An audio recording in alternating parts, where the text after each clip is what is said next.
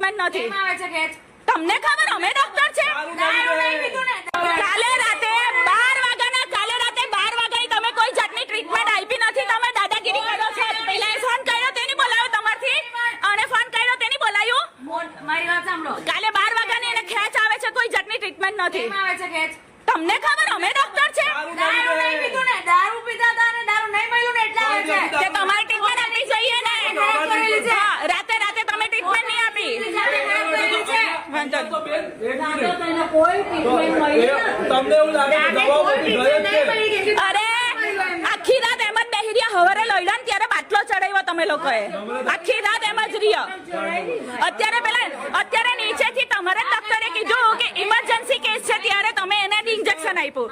તમારા એક ડોક્ટર અલગ કે એક ડોક્ટર અલગ કે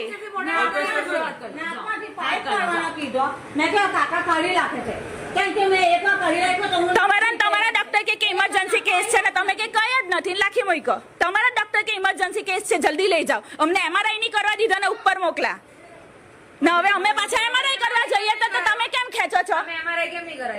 અમને અપલોડ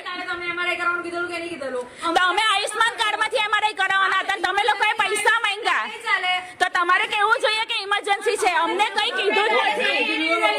તમે કોઈ કીધું જ નથી કે ઇમરજન્સી છે. તમે નથી કીધું કે ઇમરજન્સી છે. કાલે હું બોલ્યા કેમ નથી વાત કરવી? બહાર નીકળી જાઓ ચાલો. એ લોકોની સારવાર કાલે એમ કે